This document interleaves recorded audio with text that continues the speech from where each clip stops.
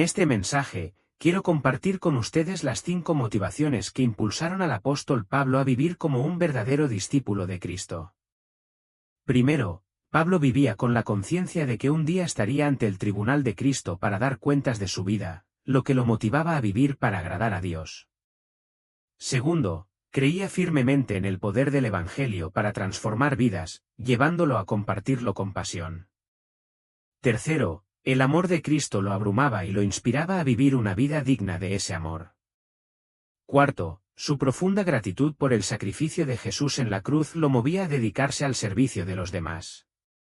Finalmente, su conversión le dio una nueva perspectiva de vida, enfocada en el reino de Dios, dejando atrás la forma antigua de ver el mundo. Si queremos ser discípulos efectivos, debemos ser guiados por estas mismas motivaciones: vivir con propósito, compartir el Evangelio, responder al amor de Cristo, ser agradecidos por la cruz y mantener una visión centrada en su reino.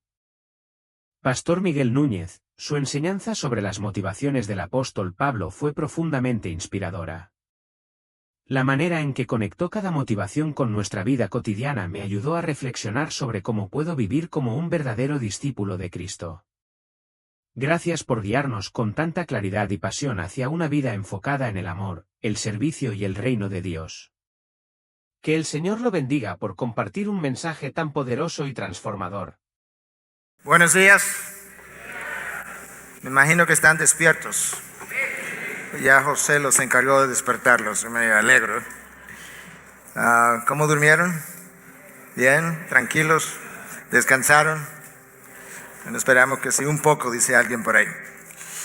Bueno, en la mañana de hoy vamos a estar compartiendo, esta es la última plenaria y luego tendremos un tiempo de preguntas y respuestas, pero vamos a estar compartiendo algo vital para lo que es la iglesia, no solamente del siglo XX-XXI, pero la iglesia a lo largo de todos los siglos.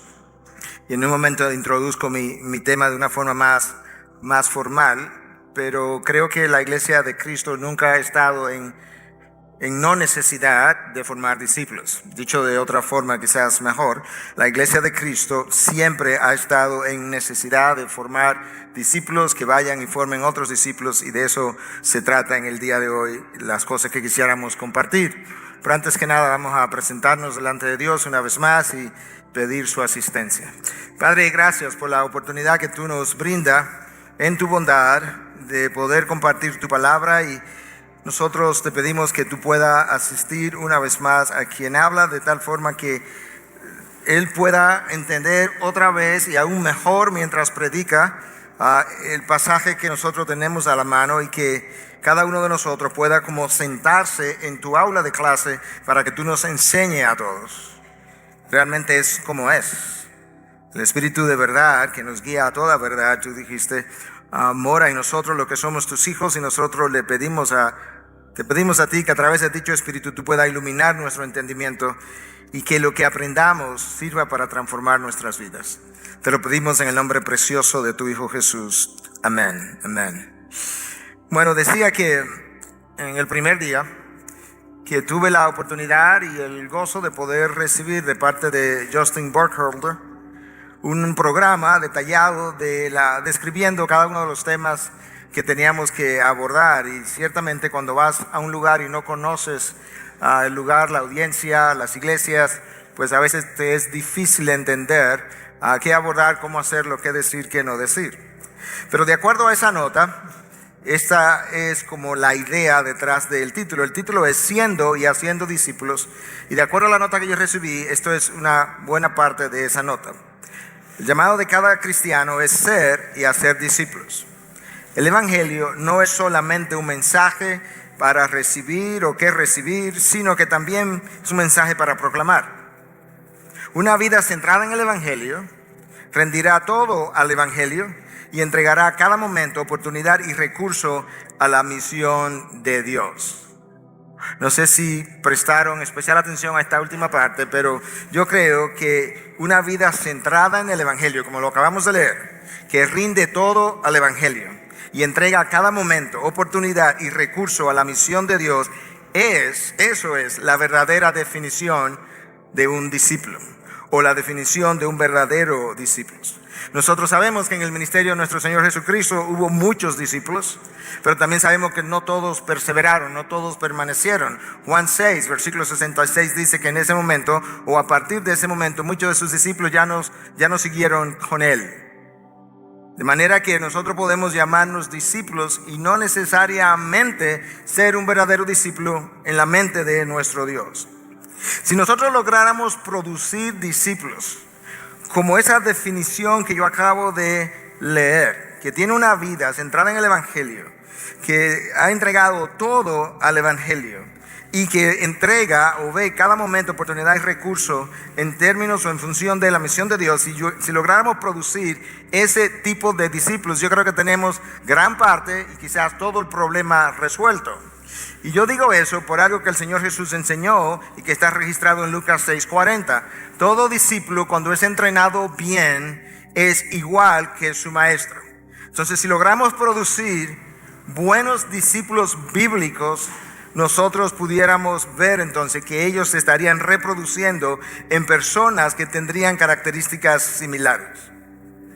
Quizás entonces la debilidad ha estado en la manera como hemos producido discípulos o en la calidad de los discípulos que hemos llegado a ver. Entonces la pregunta sería esta, y esta es la pregunta que yo quiero contestar a lo largo de todo mi mensaje. ¿Qué se requiere o qué se requerirá para que la gente rinda toda su vida, o los discípulos de Jesús rindan toda su vida al Evangelio y entreguen, escuchen, cada momento, cada oportunidad y recurso a la misión de Dios? ¿Qué se requeriría para ver eso? Y yo creo que la respuesta está en un pasaje de la Biblia que yo quiero invitarte a leer conmigo, en la segunda carta de Pablo a los Corintios, capítulo 5, a partir del versículo 9, y voy a leer solamente hasta el 17, porque de ahí en adelante prácticamente tendría que emplear otro mensaje para cubrirlo, pero esto es lo que el apóstol Pablo escribió. Por eso, ya sea presentes o ausentes, escucha esta palabra, ambicionamos serle agradables. Porque todos nosotros debemos comparecer ante el tribunal de Cristo para que cada uno sea recompensado por sus hechos estando en el cuerpo de acuerdo con lo que hizo, sea bueno o sea malo. Por tanto, conociendo el temor del Señor, persuadimos a los hombres. Pero a Dios somos manifiestos, y espero que también seamos manifiestos en vuestras conciencias. No nos recomendamos otra vez a vosotros, sino que os damos oportunidad de estar orgullosos de nosotros para que tengáis respuesta para los que se jactan en las apariencias y no en el corazón. Porque si estamos locos es para Dios, y si estamos cuerdos es para vosotros. Escucha, pues el amor de Cristo nos apremia, habiendo llegado a esta conclusión, que uno murió por todos y por consiguiente todos murieron. Y por todos murió, para que los que viven ya no vivan para sí, sino para aquel que murió y resucitó por ellos. De manera que nosotros de ahora en adelante ya no conocemos a nadie según la carne, aunque hemos conocido a Cristo según la carne. Sin embargo, ahora ya no le conocemos así. Versículo 17, de modo que si alguno está en Cristo, nueva criatura es. Las cosas viejas pasaron, he aquí son hechas nuevas. Este es el texto de la palabra. Este texto describe el tipo de discípulo que Pablo llegó a ser y el tipo de discípulo que él quizás pudiera lograr reproducir. Entonces yo quiero proponer que en ese texto que acabamos de leer, Pablo revela su corazón discipular, su corazón misionero, que explica el hecho de que él viviera como viviera y plantara las iglesias que plantó. La primera motivación que Pablo menciona, en el versículo 9, él habla de que él ambiciona ser agradable a Dios.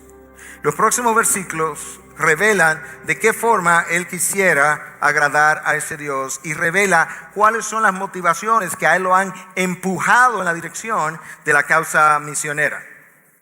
Lo primero que él menciona es que llegará un día cuando él tendrá que rendir cuentas ante el tribunal de Cristo. Versículo 10. Segunda motivación, el conocer el temor del Señor. Versículo 11. Tercera motivación, el amor de Cristo que lo apremiaba. Versículo 14, su sentido de gratitud por la obra de Cristo a su favor. Versículo 15, y la nueva perspectiva adquirida como nueva criatura. Esa es su quinta motivación. Pablo hizo todo lo que hizo, porque esas motivaciones en su corazón no lo dejaban estar tranquilo con los brazos cruzados sin ser lanzado en la dirección de lo que fue la causa misionera. Hay una enorme realidad en la historia de la iglesia, en 2000 años de historia, y es que el trabajo de Pablo, que iba a ser evaluado en algún momento en el trono, ante el trono de Cristo, la reverencia que él exhibió, la gratitud por el amor, su entendimiento del mensaje, la pasión por los perdidos, su dedicación a la causa de Cristo y su disposición a sufrir en aras del evangelio, nada de eso ha sido equiparado o sobrepasado por ningún otro en la historia del evangelismo de los últimos 2 milenios. Si ha habido alguien en esos 2000 años que verdaderamente entendió el valor de la vida, la muerte y la resurrección de Cristo, es ese hombre. Ese entendimiento de la obra redentora de la segunda persona de la Trinidad es la causa número 1 por la que Pablo llegó a hacer todo lo que llegó a hacer. Y con eso entonces quiero que veamos la primera motivación ya en detalle de su labor misionera. Porque todos nosotros debemos comparecer ante el tribunal de Cristo para que cada uno sea recompensado por sus hechos estando en el cuerpo de acuerdo con lo que hizo, sea bueno o sea malo. Pablo está consciente de que a pesar de que él es cristiano y no va a perder su salvación, llegará un día donde él todavía tendrá que rendir cuentas por todas y cada una de las cosas que él debió haber hecho o hizo, y él, anticipando ese día, él se propone hacer algo y no permanecer en la pasividad. Él sabe que él tiene que ser un buen mayordomo de los dones, talentos y oportunidades que Dios ha puesto en sus manos, porque es justamente acerca de eso que él va a tener que rendir cuenta. Y esa sola motivación le da a la vida de Pablo una cierta intensidad y una cierta pasión que raramente vemos. Pablo le explica a los corintios, le dice en versículo 9, que él, ya sea que esté presente o ausente, él ambiciona agradar a Dios. Y luego comienza diciendo, porque sabemos que compareceremos ante el tribunal de Cristo. La palabra traducida como tribunal es bema en el original. Y ese bema, que es como un trono, era el lugar donde los atletas subían varios peldaños y se paraban allí a recibir sus medallas por haber ganado o corrido de una u otra manera la carrera en la que ellos estaban involucrados, cualquier otro deporte. El bema es mencionado en el Nuevo Testamento como el trono de Herodes, de Pilatos y de Festo. De manera que Pablo tiene esa imagen en su mente y dice, hay un juez universal que en algún momento nos va a pedir cuenta de cómo usamos nuestros dones, talentos, oportunidades. Como yo ambiciono serle agradable, eso me motiva a vivir de la mejor forma posible. Mi fidelidad a la causa, mi fidelidad al nombre, mi fidelidad a la misión va a ser evaluada en algún momento, y por tanto no me puedo permitir ser perezoso, tengo que ser diligente. Eso era una motivación en la mente de Pablo y debe ser una motivación en la mente de nosotros. Un cristiano perezoso es una contradicción, sobre todo cuando es un cristiano perezoso en lo que tiene que ver con el mundo espiritual, con el reino de los cielos. Porque cuando consideras el pago que se ha hecho para que tú puedas pertenecer a ese reino, eso debiera a nosotros motivarnos a vivir de otra manera. Y cuando consideras también que llegará el día donde te habrán entregado un talento o 2 o 5 de acuerdo a la parábola de los talentos, y te van a preguntar, ok, ¿qué hiciste con ellos? Pablo dice, para mí eso es una motivación. Su segunda motivación para el ministerio está en el versículo 11. Por tanto, escucha esto bien, conociendo el temor del Señor, persuadimos a los hombres. Conociendo el temor del Señor, yo hago algo. ¿Y qué es lo que Pablo hace? Yo persuado a hombres. La frase, el temor del Señor en el Nuevo Testamento, con frecuencia es usada para traducir este sentido de admiración y reverencia a Dios por su santidad, por su poder y su majestad. Es un sentido de admiración, de wow, ante la majestad de Dios, el poder de Dios y la santidad de Dios. Pablo dice, conociendo ese temor, yo persuado a los hombres. Pablo ha dedicado su vida a persuadir hombres. Él ha dedicado su vida a hacer algo que él mismo sufrió, y es que él fue persuadido por el Evangelio y por Cristo precisamente Y él ahora ha adquirido un sentido de reverencia hacia su Redentor. Él ha llegado a conocer la fuerza de la justicia de Dios, del amor de Dios, de la misericordia de Dios, de la gracia de Dios, de la paciencia de Dios, de la santidad de Dios. Y él ha sido persuadido de todo eso. Y ahora él dice, yo también voy y trato de persuadir a los hombres. ¿Qué Pablo está tratando de hacer cuando va y persuade hombres? Hacer discípulos de Cristo. Él está tratando de, siendo él ya un discípulo, hacer otros discípulos. Pablo está persuadido que fue la bondad de Dios que lo llevó al arrepentimiento. La gracia de Dios que le visitó camino a Damasco un día persuadió a este perseguidor de la iglesia, lo llenó de convicción y él quedó tan profundamente impactado que él dedicó el resto de su vida a persuadir hombres de la misma manera que él había sido persuadido. Quizás la fuerza misionera en nuestros días no es más grande y más fuerte porque no tenemos suficiente persuasión o convicción. Quizás nos falta convicción con relación a la necesidad de predicar el evangelio para que otros puedan creer. Pablo estaba convencido de que el mensaje de las buenas nuevas es el único mensaje que puede sacar al hombre de su perdición, de su condenación, y por tanto él va detrás de los hombres con dicho mensaje. El más grande apóstol y misionero, si tú quieres, de todos los tiempos, dice, conociendo el temor del Señor, yo voy y proclamo el evangelio a otros. Conociendo la reverencia, la admiración que tengo por aquel que me alcanzó, yo hago algo. Pablo ha sido persuadido acerca del poder del evangelio para iluminar la mente oscura. Pablo ha sido persuadido del poder del evangelio para convertir el corazón de piedra en un corazón de carne. Pablo ha sido convencido del poder del evangelio para libertar al hombre de la esclavitud de su pecado. Pablo ha sido convertido del poder del evangelio para abrir los ojos de aquellos que han estado perdidos, para liberar cautivos, para cambiar la forma de pensar y de vivir. Habiendo sido persuadido tan profundamente, él ahora, por medio de la gracia de Dios, trata de ir y persuadir a otros. Quizás parte del problema de los discípulos de Jesús de nuestros días es que no tienen suficiente convicción o no están suficientemente convencidos del poder del evangelio y de la necesidad de evangelizar. Quizás debido a la relación a veces maltrecha, a veces un tanto débil, a veces un tanto superficial, quizás debido a eso nosotros no hemos experimentado el poder del evangelio con la suficiente fuerza para hacernos morir a nosotros mismos.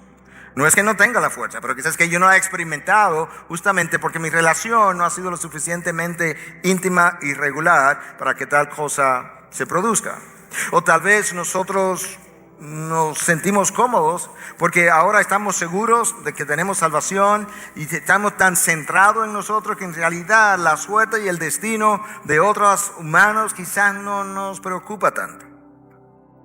O quizás estamos tan ocupados que no hemos realmente considerado las consecuencias de aquellos que no han sido alcanzados. Pablo estaba convencido de los propósitos de Dios para la humanidad y eso lo empujaba a ir. Pablo dice, llegará el día, motivación número 1, en que yo tendré que rendir cuentas ante el tribunal de Cristo. Motivación número 2, conociendo el temor del Señor de la manera que lo describimos, yo voy y persuado a los hombres. Motivación número 3, el amor de Cristo. Versículo 14, pues el amor de Cristo nos apremia, nos constriñe, creo que dice la Reina Valera, habiendo llegado a esta conclusión que uno murió por todos, por consiguiente todos murieron. Ese es un versículo poderoso al cual yo aludí en alguna de las otras presentaciones, porque en el original Pablo usa una palabra que pudiera ser traducida como controlado. El amor de Cristo me controla. El amor de Cristo, como decíamos hace un día o dos atrás, me ha pegado contra la espada y la pared y yo no tengo ninguna otra opción de vida que no sea responder con intensidad de vida, con pasión a esta fuerza interna que yo tengo, y es la experiencia del amor de Cristo. Me tiene acorralado sin alternativa alguna, y por eso ese amor de Cristo es mi combustible principal para yo ir.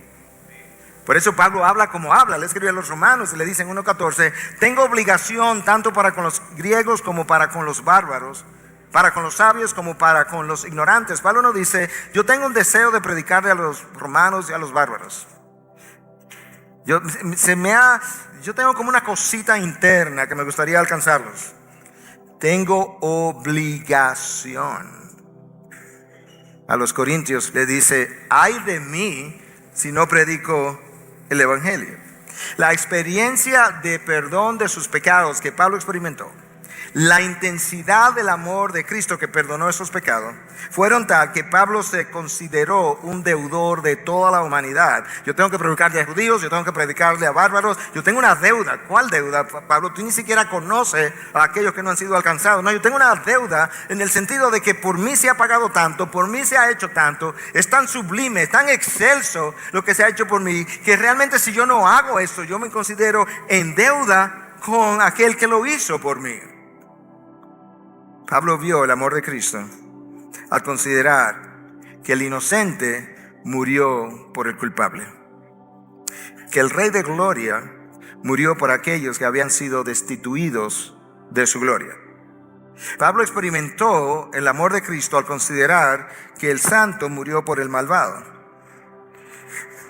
Pablo experimentó el amor de Cristo cuando se percata de que el dador de vida dio la suya por la mía. Cuando Pablo llegó a entender lo que él escribe a los Filipenses en el capítulo 2, que aquel que era igual a Dios no consideró su igualdad con Dios como algo a que aferrarse, sino que él que dejó su gloria y se hizo hombre, se hizo siervo y sufrió muerte de cruz, que él fue de la gloria a la vergüenza de la cruz para llevarme a mí de la vergüenza a la gloria ante el Padre. Pablo dice, yo no tengo otra opción. De la gloria a la vergüenza, Dios; de la vergüenza a la gloria, yo. Wow. Y yo creo que entonces una de las cosas que requiere para que personas puedan salir, como Pablo lo hizo, a persuadir hombres, es valorar mejor la obra de Cristo por nosotros.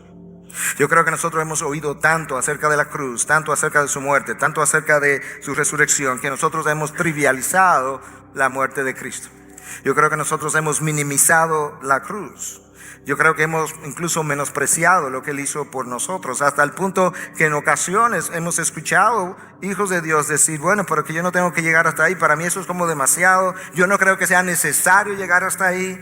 Cuando tú consideras hasta dónde llegó el Hijo de Dios, Dios mismo, por tu salvación, Pablo dice, he experimentado ese amor tan intenso que yo me siento sin opción.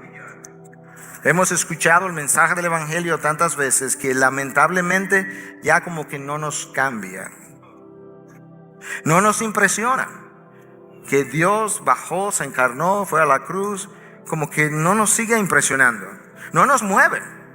No nos mueve como movió al apóstol Pablo. Yo creo que si apreciáramos el amor de Cristo como Pablo llegó a apreciarlo, nosotros tuviéramos mejores pastores, mejores predicadores, mejores evangelistas, mejores plantadores, mejores ciudadanos, mejores esposos, mejores esposas, mejores hijos, mejores todo. De ahí entonces que entiendo que parte de lo que nosotros requerimos como iglesia es que predicadores, líderes puedan ser mejores discípulos de Cristo, viendo cómo Pablo o alguien como Pablo llegó a hacerlo, para que nosotros podamos reproducirnos en otros, porque todo discípulo cuando es entrenado bien será igual que su maestro, dijo Cristo.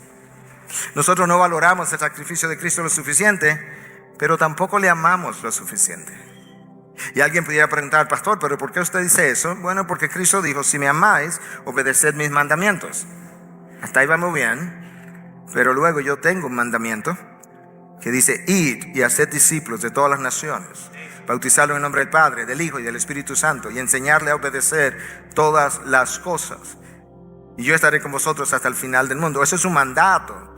¿Por qué no vamos? Bueno, que yo no tengo un llamado o un mandato, pastor, como usted quizá lo tuvo. No, tú no necesitas un mandato para ir, tú necesitas uno para quedarte. El de ir ya lo tienes. Id y haced discípulos. Cristo dijo, si me amáis, obedecéis mi mandamiento. Esto es uno, no lo estoy haciendo, no me amas. Lo suficiente por lo menos. No me amas como Pablo llegó a experimentar el amor de Dios y luego él le devolvió ese amor a ese mismo Dios. Recuerda que yo solamente puedo amar hasta el grado que yo he sido amado. Yo solamente puedo amar hasta el grado que yo he sido amado. Tengo que experimentarlo. De manera que el apóstol Pablo experimentó el amor de Cristo de una manera extraordinaria, y en la forma en que él experimentó ese amor, en ese grado, él fue y amó a los perdidos para que puedan conocer a Cristo. Entonces yo necesito mejorar mi caminar con Dios, porque la experiencia del amor de Dios no es en la lejanía que tú la puedes experimentar, es en la cercanía de la relación. Pablo está considerando cosas como esta. ¿Cómo es posible que el Hijo de Dios, igual a Dios, de hecho el agente de la creación, pueda dejar su gloria y encarnarse, y que yo no pueda dejar mi casa e ir al vecino o ir a algún otro lugar a evangelizar hombres? ¿Cómo es posible que pueda ocurrir algo como eso? ¿Cómo es que él puede despojarse a sí mismo de su gloria y yo no puedo despojarme de mi comodidad? Yo recuerdo cuando yo estaba en Estados Unidos viviendo, yo no tenía intención, en un momento dado, la más mínima intención de regresar a mi país, y tenía todas mis excusas. Y en una ocasión regresó a nuestra iglesia por un tiempo, quizá un año, un misionero que tenía 30 años en las Filipinas, y él contó su historia de cómo él llegó al campo misionero. Y resulta que él pertenecía a una organización. La organización tenía pilotos de avionetas, le llamamos nosotros misioneras. Y entonces él se casa, y 6 meses después él deja a su esposa en Estados Unidos para entrar a un campo misionero con otro compañero en las Filipinas, donde nadie había entrado anteriormente. Ellos sobrevuelan el área varios días, le tiran desde arriba algunos regalos como señal de amistad. Cuando el día llegó, el piloto aterrizó en una planicie cerca de la tribu, y entonces él y su compañero, a los 6 meses de casado, comienzan a internarse dentro de esa tribu que no hablaban su idioma, nadie había penetrado antes, sin saber si se lo iban a comer vivo o no. Y 30 años, a los 6 meses, su esposa se unió a él en el campo misionero. Y 30 años después, él tenía fotos de todas esas montañas que yo estaba viendo, donde habían iglesias plantadas, institutos bíblicos plantados. Y estando ahí, observando esto y considerando el esfuerzo de este misionero, yo recuerdo una vez más como esa voz interna que me dice: yo entendí, ¿verdad?, de parte de Dios, aunque no audible. ¿Y ahora cuál es tu excusa? República Dominicana tiene amigos, familia, tiene el idioma, tiene la cultura. ¿Ahora qué vas a decir? Y ese día yo decidí que regresaría a mi país. ¿Cómo es que Pablo está pensando? ¿Cómo es que él se mueve de la gloria a la vergüenza para llevarnos de la vergüenza a la gloria, y que eso no sea una fuerza motora para mí, para mi ministerio? ¿Cómo es que Cristo puede usar sus clavos para llamar gentes y yo no pueda usar mi oficina, mi profesión, para persuadir hombres? Pablo fue movido no solamente por la realidad de que comparecería ante el tribunal de Cristo, no solamente por la realidad de que él había experimentado el temor del Señor, fue movido no solamente por la realidad del amor de Cristo que lo constreñía, sino que en cuarto lugar Pablo fue movido por un gran sentido de gratitud por aquel que había muerto en una cruz por él. Versículo 15: para que los que viven ya no vivan para sí, sino para aquel que murió y resucitó por ellos. Hermanos, una de las maneras como el evangelio ha sido rebajado es que muchas veces presentamos el plan de salvación y como que tácitamente comunicamos: ahora tú puedes seguir viviendo como vivías antes, pero más moralmente. Eso no es el evangelio. El evangelio tiene que ver con esto: que ya mi vida no me pertenece, fue comprada por otro, y ahora ya yo no puedo continuar viviendo para mí, para mis planes, mis propósitos, mi reino. Yo necesito vivir para el que me compró. Ese sentido de gratitud que Pablo experimenta, que sintió de que me han dejado libre del pecado, de hecho hasta libre de la ley porque alguien la cumplió por mí, es una de mis motivaciones más poderosas. ¿Cómo es que él puede morir por mí y yo no esté dispuesto a vivir por él? Yo creo que Pablo está considerando esas cosas. Él sabe que su vida no era suya. Él sabe que no responder viviendo por él sería una señal de ingratitud para él, y por tanto él no se va a quedar ahí en esa posición. De hecho, no sería lógico que, conociendo el temor del Señor, el amor de Cristo, su necesidad de comparecer ante su tribunal, y conociendo la muerte de Cristo, no sería lógico que él no viviera con la intensidad y la pasión, el sentido de urgencia con la que él vivió todo el tiempo. Sería ilógico, literalmente. Hermanos, la palabra nos dice en múltiples pasajes y de múltiples maneras que mi vida ya no es mía. Escucha a Pablo hablando a los Corintios en su primera carta 6:19. No soy vuestros. 6:20, próximo versículo. Pues por precio habéis sido comprados. Por tanto, glorificar a Dios en vuestro cuerpo. ¿Notaste el orden de las ideas? Primero, que quede claro, no soy vuestro. Segundo, ¿sabe por qué? Porque te compraron. Te compraron, como compraban a los esclavos. En este caso, te compraron para libertad y te compraron por sangre. Y ahora tú puedes seguir a ese que te compró de una manera voluntaria, ya no forzada, si entendiera algunas cosas del corazón del amo que te compró. Quizás esta ilustración pueda ayudar en algo. Muchos de ustedes conocen que la esclavitud en este lado del mundo en Estados Unidos particularmente, fue abolida durante el tiempo de Abraham Lincoln. Y Abraham Lincoln, en algún momento de su gobierno, antes de que la esclavitud estuviese abolida, bajó al mercado de esclavos, compró una esclava y entonces se fue y ella venía detrás y él se voltea y le dice: eres libre, puedes ir donde tú quieras. Y ella le dice: ¿qué quiere decir eso? Que soy libre, que eres libre. ¿Quiere decir eso que yo puedo decir lo que yo quiera? Tú puedes decir lo que tú quieras, tú eres libre. Quiere decir que yo puedo perseguir cualquier meta que yo quiera hacer. Tú eres libre, tú puedes hacer lo que tú quieras. ¿Quiere decir eso que yo puedo ir donde yo quiera ir? Sí, tú puedes ir donde tú quieras ir, tú eres libre. Y ella le responde: pues entonces yo quiero ir detrás de ti. Entonces yo quiero seguirte. Eso fue lo único que Lincoln hizo. Contempla lo que Cristo hizo. Y luego él te dice: Miguel, eres libre. Señor, ¿implica eso que yo puedo hacer lo que yo quiera hacer? Bueno, si tú entiendes tu libertad, tú puedes hacer lo que tú quieras hacer. Si entiendes tu libertad. Yo puedo decir lo que yo quiera decir. Si entiendes tu libertad, tú puedes decir lo que tú quieras decir. Entonces la única respuesta lógica a esa libertad: pues entonces yo quiero seguirte incondicionalmente, porque tú has dado tu vida en la cruz incondicionalmente por mí. 1 Corintios 7:23. Comprados fuisteis por precio. No os hagáis esclavos de los hombres. No os hagáis esclavos de los pecados de los hombres, del mundo de los hombres. Hermanos, esto es lo que ocurre. La razón por la que la fuerza misionera frecuentemente, o la fuerza de plantación, está como restringida, es porque cuando nosotros vivimos para nosotros mismos, que es lo que Pablo dice que no debemos hacer, para lo que ahora viven, no vivan para sí, sino para aquel que los compró. Cuando vivimos para nosotros mismos, se nos hace difícil dejar lo familiar, lo cómodo, lo conocido, lo cierto, lo manejable. Cuando tú comienzas a vivir de esa manera, Dios se te aparece como se apareció a otros en el Antiguo Testamento y le dice: vete de tu tierra y de tu parentela. ¿Y a dónde yo voy a ir, Dios? No importa, sigue por ahí, yo te voy a señalar. Camino a la tierra prometida, Dios vuelve y se le aparece a Abraham. Ese es el mismo Dios que se le aparece a Jacob y le dice en Génesis 46: no temas descender a Egipto, porque allí te haré una gran nación.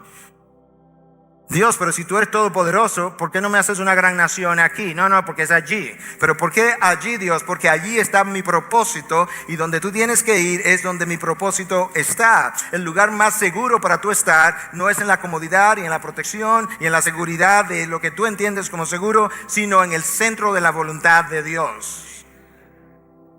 Y Egipto para Jacob era la voluntad de Dios, y la cruz para Cristo era la voluntad de Dios.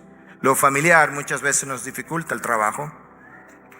Pero en Egipto, Señor, donde tú quieres que yo vaya, no conozco a nadie. Precisamente, Jacob, es allí donde yo te quiero, porque allí donde no conoces a nadie, donde no conoces la cultura, donde te vas a sentir un tanto intimidado, ahí yo te voy a enseñar a depender de mí y cuán grande yo soy. No necesitamos estar en control. Dios está en control. Dios está fuera de mi control. Entonces el sentido de gratitud de Pablo lo lleva a vivir de esa manera. El sentido de gratitud genuina por la obra de Cristo te mueve de donde tú estás a donde Él quiere que tú estés. La gratitud es un gran incentivo. Pero tú no puedes experimentar esa gratitud mientras tú sigas valorando la vida o yo siga valorando la vida de manera como la valora el mundo. Escucha, en el libro de Apocalipsis capítulo 12, hablando de un tiempo de tribulación y convulsión, lo que este texto dice. Ellos lo vencieron, refiriéndose a Satanás, por medio de la sangre del Cordero y por la palabra del testimonio de ellos. Y escucha, y no amaron sus vidas llegando hasta sufrir la muerte. Esa es la clave. ¿Cómo es que esta gente fue capaz de dar su vida por la causa de Cristo y murieron martirizados? Bueno, es que la vida de ellos ya no era de ellos. Bueno, es que ya ellos no tuvieron que dar su vida porque ya ellos lo habían dado al amo. Y esto es lo que el amo, Cristo, había dispuesto. ¿Escuchaste cómo esta gente en medio de ese peligro convulsionado gana y tiene victoria? Por la sangre del Cordero, número 1, por la palabra del testimonio de ellos, número 2, y porque ellos no amaron sus vidas. ¿Y qué pasó entonces cuando ellos no amaron sus vidas, llegando hasta sufrir la muerte? Imagínate una fuerza misionera, creadora de discípulos, plantadora de iglesia, con esas realidades en el interior del corazón y la mente de cada uno de nosotros. La quinta motivación para el ministerio de Pablo fue la nueva perspectiva frente a la vida como fruto de haber llegado a ser nueva criatura. Ayer en la noche, yo creo, nosotros tocamos ligeramente parte de esto. Pero este es un peso grande y no sé si tú quieres llamarle una queja continua en mí hacia lo que es el pueblo de Dios. Y es que cuando te hicieron una nueva criatura, la nueva criatura tiene una nueva perspectiva de vida. Y si no la tiene, está permitiendo que el mundo corrompa su mente y por eso no puede hacer lo que se supone él deber hacer de manera natural. Escucha lo que Pablo dice, versículo 16 y 17. De manera que nosotros de ahora en adelante ya no conocemos a nadie según la carne. Ahí está la nueva perspectiva. Aunque hemos conocido a Cristo según la carne, sin embargo, ahora ya no lo conocemos así. Oímos hablar de Cristo cuando yo era todavía un inconverso. Yo oí hablar de ese Cristo y lo evalué según la carne, pero ya yo no lo evalúo así. Pero ahora Pablo dice, no solamente a Cristo que ya yo no lo evalúo según la carne, ya yo no evalúo a nadie y yo pudiera tomarme una licencia santa y agregar ni nada según la carne. La nueva perspectiva de vida que Pablo adquirió al momento de su nuevo nacimiento es parte de la motivación por la que él hace lo que hace. Cuando Pablo vino a Cristo, algunas cosas cambiaron radicalmente en su vida. Su corazón fue sensibilizado hacia Dios y hacia los perdidos. Su mente fue transformada de tal forma que él pensaba totalmente distinto como había venido pensando. La rebelión en medio de la cual él vivía fue conquistada y su actitud hacia la vida y hacia los hombres a quienes él perseguía fue cambiada. Totalmente. De ahora en adelante ya no me permito el lujo de seguir evaluando a nadie ni a nada según la carne. Anteriormente, antes de su conversión, para Pablo, un jefe era alguien posiblemente que él tenía que obedecer básicamente. Una esposa posiblemente sería alguien para tener placer en la intimidad y quizás tener hijos. Un empleado sería alguien para sacarle provecho. Un cliente, como mencionamos ayer, sería alguien también para sacarle provecho. Pablo dice, de ahora en adelante, nada de eso es evaluado de la misma manera. Estos son hombres y mujeres portadores de la gloria de Dios que ha sido manchada, que potencialmente puede ser restaurada, redimida por el poder del Evangelio. Y por tanto, cada vez que yo veo a una de esas personas, mi primer pensamiento es, este pudiera ser un potencial converso para Cristo. Por eso es que Pablo, cuando termina en la prisión, escribe a los filipenses y le dice, hermanos, una cosa grandiosa ha ocurrido. Y es que mis cadenas, la prisión, ahora la motivación, la razón de mis cadenas ha sido dada a conocer por toda la guardia pretoriana. En otras palabras, los soldados de la prisión ahora han escuchado de la causa de Cristo y por tanto yo estoy gozoso de estar aquí en cadenas. ¿Qué clase de hombre es este? Pablo tiene una nueva forma de pensar, una nueva forma de vivir, una forma de ver. Él valora las cosas de otra manera y la perspectiva se la da la nueva criatura. Nosotros pensamos cuando escuchamos acerca de que soy nueva criatura, qué bueno, pastor, ya mis pecados fueron perdonados, fueron enterrados, las cosas viejas pasadas, todo eso es verdad. Pero eso no es lo único que es verdad. Y es que la nueva criatura tiene un nuevo dueño, una nueva perspectiva de vida, un nuevo propósito, nuevas metas que yo tengo que considerar y vivir conforme a ellos. Nosotros tenemos que ser, si somos discípulos de Cristo, tenemos que ser radicalmente distintos al resto del mundo. Recuerda lo que Cristo dijo, que aquel que pone su mano en el arado y mira hacia atrás no es digno de ser mi discípulo. Lo dijo en el contexto cuando él le dijo a uno, ven y sígueme, y él le dice, Señor, mira, permíteme ir a enterrar a mi padre primeramente, que en el contexto hebreo lo que significaba, mi padre todavía vive, está avanzado en edad, déjame que él termine sus añitos que le quedan, cuando él se muera yo te sigo, en ese contexto. Y en ese contexto Cristo dice, el que le pone la mano al arado y mira hacia atrás no es digno de ser mi discípulo. La frase en Cristo, de modo que si alguno está en Cristo, esa frase es muy paulina, aparece 76 veces en las epístolas de Pablo, para referirse a alguien que ha nacido de nuevo verdaderamente y que ha experimentado el resultado de la vida, la muerte y la resurrección de Cristo y está seguro por el resto de la eternidad.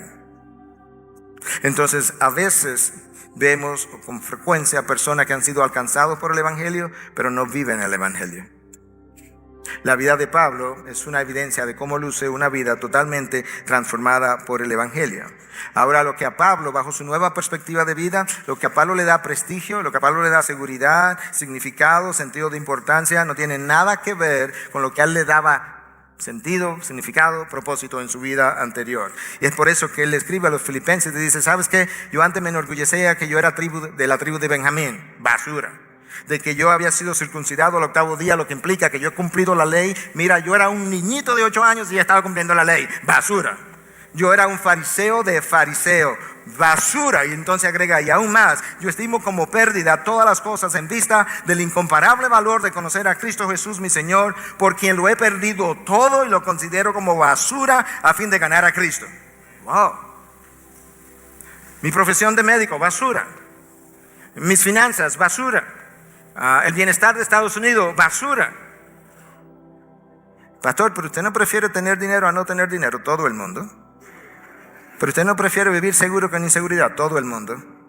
Pero la respuesta tenía que ser, depende con qué tú lo comparas. ¿Tú prefieres dinero a Cristo? Basura. ¿Prefieres tu profesión a Cristo? Basura. ¿Prefieres la seguridad de aquella sociedad a la tuya versus Cristo? Basura. Todo depende de con quién yo lo comparo. Pablo lo deja ver ahí. Escucha cómo él lo dice. Y aún más, yo estimo como pérdida todas las cosas en vista del incomparable valor de conocer a Cristo Jesús. No me lo puedes comparar, es incomparable. Esa es la nueva perspectiva. Lamentablemente nosotros tenemos como seres humanos una carrera detrás de lo que es la prosperidad, posición, poder, prestigio, placer. Esas son las 5 P's del éxito. Las 5 P's que motivan el éxito del hombre son estas: prosperidad, posición, poder, prestigio, placer. Lo hacen el incrédulo, pero no tiene justificación en el creyente. Y sin embargo, yo te puedo decir que en consejería, con frecuencia, yo estoy abordando un problema que tiene que ver con una búsqueda de una de esas 5 P en uno de los discípulos de Cristo. Y entonces el Evangelio no ha impactado a ese discípulo de Cristo de la manera como lo hizo con Pablo. Pablo nos dice, para resumir, 2 cosas. 1, no puedes seguir viviendo para ti, porque fuiste comprado. Y 2, ya no puedes considerar a nada ni a nadie, eso incluye tu profesión, tus negocios, tus finanzas, como lo considerabas según la carne. Ser cristiano no es tener una vida más moral. Ser cristiano no es tener hijos obedientes y sometidos. Ser cristiano no es tener una esposa más o menos piadosa. Porque hay gente que no es cristiano y tiene esas cosas. Si el cristiano va a vivir el Evangelio, no puede olvidar que el éxito no define mi vida. Que lo que define mi vida es justamente Cristo, su cruz, su resurrección, su causa. Que ahora yo no puedo estar detrás de las prebendas del mundo, sino detrás de las cosas del reino de los cielos. Que ahora yo no voy a ser evaluado por cuántas prebendas del mundo yo haya acumulado, sino por cuán fiel yo haya sido a lo largo de mi vida. Lo que el cristiano hace en su trabajo no define lo que él es. Si lo que yo hago como médico define lo que yo soy, cuando ya yo no pueda ejercer medicina, yo entro en una crisis de identidad, de la misma manera que el pastor que encuentra su identidad en su púlpito y no en Cristo, cuando él deja de predicar, él entra en una crisis de identidad. Bajo la nueva perspectiva que Pablo considera, el salario y el aumento de salario en una profesión no es la motivación número 1 para uno cambiar de trabajo. El reino de los cielos lo cambia todo. La fama de mi nombre no puede ser ya una motivación para yo seguir trabajando o levantando un reino o levantando una empresa, aunque la continúe haciendo. Pero la fama de mi nombre no es la motivación, porque yo tengo una misión y es hacer famoso el nombre de Cristo. Esa es mi misión. Control no puede ser mi motivación, porque el control lo tiene el Señor. El hombre secular busca un trabajo, y muchas veces el hombre cristiano lo hace igual, porque él está tratando de curar su infelicidad, inseguridad, inferioridad, intranquilidad, insatisfacción, insuficiencia. Esos son los motivadores de las 5 P's del éxito. Me siento inseguro, me siento insatisfecho, me siento intranquilo, me siento inferior, y yo necesito un trabajo que me dé todo esto. Pero todo eso se encuentra en Cristo y en ningún otro lugar. El cristiano que piensa como Pablo, él no puede olvidar cómo él llegó al reino de los cielos. Él no puede olvidar en lo más mínimo. Él llegó al reino de los cielos porque Cristo escribió el evangelio con sangre. Y ahí, como decíamos, creo que en la primera plenaria, hay un componente de gracia sobre gracia, hay un componente de sacrificio, hay un componente de autonegación. Y cuando nosotros no entendemos los componentes del evangelio, ¿qué ocurre? Que nosotros vivimos en medio de una sociedad individualista que me motiva a seguir viviendo para mí mismo, que es contrario al propósito del reino de los cielos. Nosotros vivimos en medio de una sociedad que no conoce la verdad, no tiene valor por la verdad, y Cristo vino justamente a encarnar la verdad. De hecho, el Señor Jesús dijo: para esto yo he venido al mundo, para dar testimonio de la verdad. El evangelio es un mensaje, pero ese mensaje tiene que hacerse vida en nosotros. Tiene que hacer morada en nosotros. Y Dios es complacido cuando el propósito para el cual Él envió tu Hijo se cumple a plenitud y no simplemente para pasar el examen y entrar al reino de los cielos. Hay estudiantes con los que yo me he encontrado que están contentos con sacar un 70, que es la nota para pasar, porque pasaron. Yo creo que muchas veces discípulos de Cristo están contentos simplemente con saber: pero soy salvo. Los buenos estudiantes quisieran tener notas de 90 hacia arriba, y aunque eso no me va a salvar en el reino de los cielos, yo quiero complacer a mi Dios, que lo dio el todo por el todo, y yo debo vivir de la misma forma. Yo necesito ir cerrando.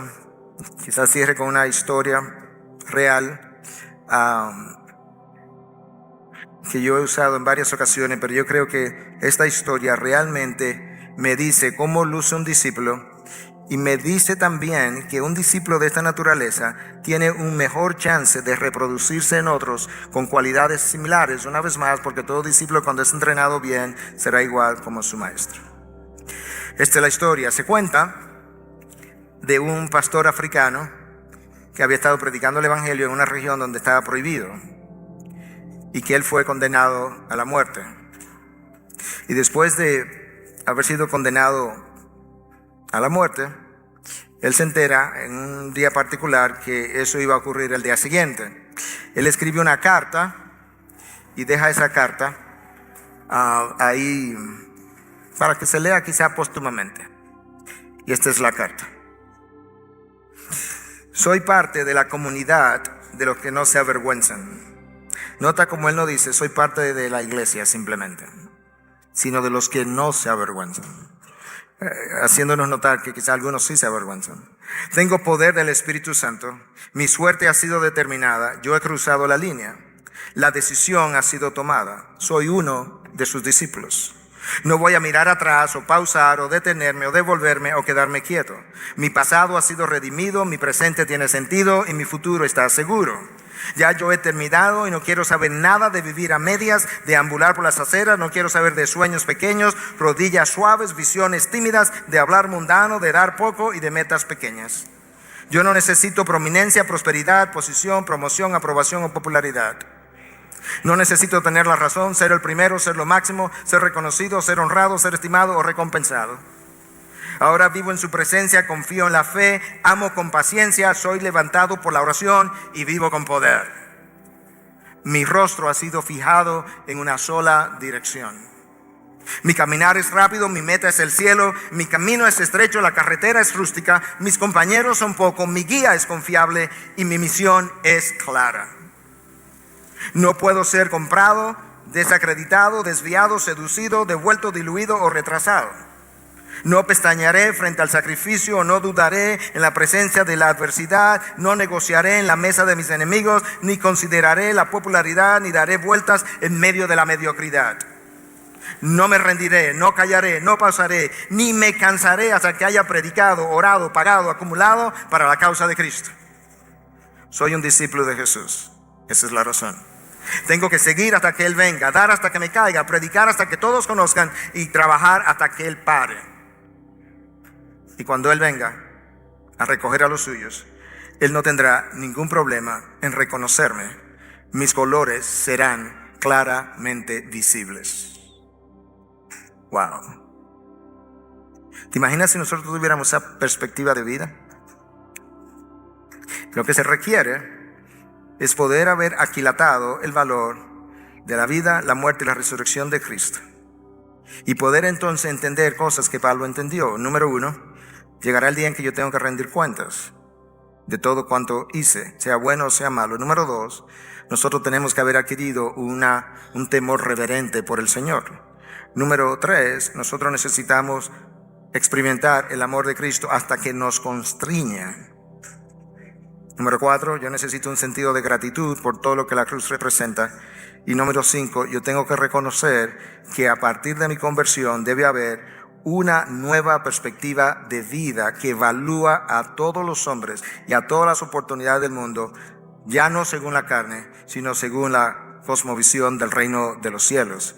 Cuando esas cosas se dan en nosotros, entonces podremos tener mejores discípulos que hacen mejores discípulos que entienden perfectamente bien la gran comisión de ir y hacer discípulos por todo el mundo y predicarles el evangelio y bautizarlos en nombre del Padre, del Hijo y del Espíritu Santo, enseñándole a obedecer todo cuanto yo he hecho, y reconoce que ya ahora nosotros somos embajadores de Cristo. Pablo no dice ahora podéis llegar a ser embajadores de Cristo. Nosotros somos embajadores de Cristo, como si Dios rogara por medio de los hombres, reconciliados con Dios. Y todo eso procede de Dios, que hizo al que no conoció pecado, lo hizo pecado para que nosotros fuéramos hechos justicia de Dios en él.